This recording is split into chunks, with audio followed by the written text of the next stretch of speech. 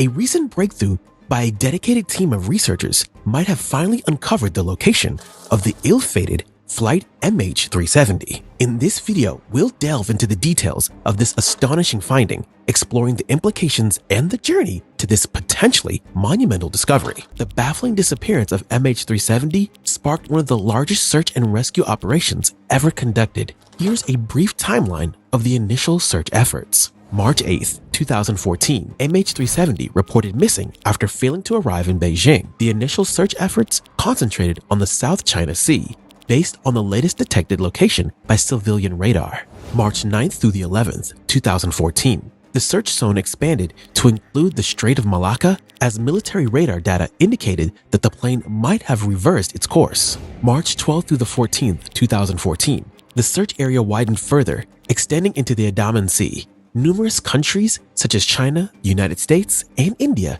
joined the search operations, providing ships, aircraft, and satellite imagery to aid in the search. On March 15, 2014, Malaysian Prime Minister Najib Razak made a significant announcement regarding the missing flight MH370. He revealed the aircraft's communication systems had been deliberately disabled and, based on satellite ping data, the plane might have continued flying for up to 7 hours after losing contact. This led to the identification of two potential flight corridors, a northern corridor stretching from North Thailand to Kazakhstan, and a southern corridor extending from Indonesia to the southern Indian Ocean. In the following days, from March 16th to the 24th, 2014, the search efforts shifted primarily to the southern corridor. This decision was based on further analysis of the satellite data. Several countries, including Australia, concentrated their search on the southern Indian Ocean. Satellite imagery from Australia, China, France displayed potential debris fields, but none could be conclusively linked to MH370. On March 24, 2014, Prime Minister Razak made another crucial announcement. New satellite analysis indicated that MH370's last known position was in the middle of the Indian Ocean, west of Perth, Australia. He expressed deep regret as he concluded that the flight had ended in the southern Indian Ocean.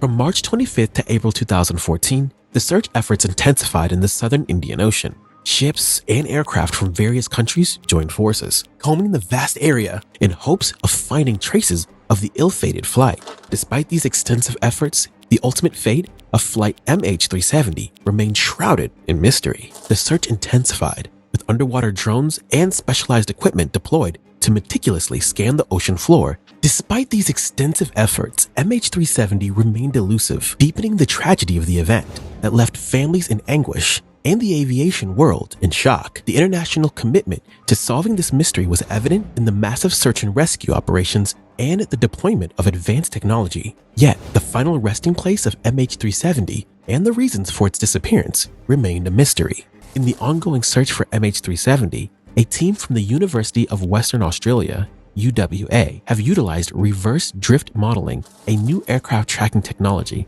They have applied these techniques to debris pieces likely from MH370, including a flaperon, a wing part, and a cabin interior panel. Their studies, including one published in 2017, have predicted the resting place of MH370 as longitude 96.5 east and latitude 32.5 south within a 40-kilometer radius. This advanced analysis offers a glimmer of hope in uncovering the final resting place of MH370, providing some closure to this enduring mystery. The research concluded by Richard Godfrey, a British aeronautical engineer, along with academics Haynes Coates and Professor Simon Maskell, adds another layer of insight into the mystery of MH370's disappearance.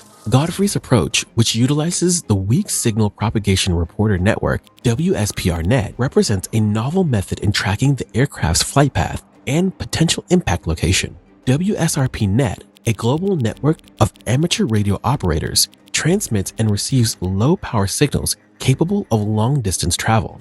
These signals can be affected by the presence of aircraft, reflecting or scattering them in different directions. By analyzing changes in signal strength and direction, Godfrey was able to detect and track MH370 as it traversed the Indian Ocean. Additionally, Godfrey's research incorporated data from Inmarsat, the satellite company that received hourly pings from MH370's satellite communication system. These pings, while not providing exact location data, indicated the distance and angle between the plane and the satellite. By integrating this data with the Boeing's performance data and oceanographic drift data, Godfrey could narrow down the possible flight paths and impact locations of MH370. Godfrey's analysis concludes that MH370 flew for nearly 7 hours after losing contact with air traffic control, covering a distance of about 5,000 kilometers. The plane initially headed westward over the Malaya Peninsula before returning southward over the Indian Ocean, following a curved trajectory influenced by wind and the Earth's rotation. The presumed crash location, at approximately 30.57 degrees south and 98.75 degrees east, is roughly 2,000 kilometers west of Perth, Australia, and about 1,000 kilometers north of the previously searched area. This research, aligning with previous studies and analyses, contributes significantly to the ongoing efforts to unravel the enigma of MH370. It demonstrates the potential of WSPR technology and other innovative methods in aviation tracking, potentially offering tools to prevent future aircraft disappearances and provide closure to the families and friends of those lost in such tragic incidents. Richard Godfrey's research into the disappearance of MH370 is indeed considered a significant breakthrough in the ongoing search for the missing aircraft. Supported by experts like Professor Charita Patiarachi, the head of oceanography at the University of Western Australia, Godfrey's findings align with independent analyses of floating debris drift. This convergence of different research methods adds credibility to his proposed crash site location. The families of MH370 victims, who have endured over 7 years of uncertainty and grief, have welcomed Godfrey's research. His work offers a glimmer of hope for those seeking closure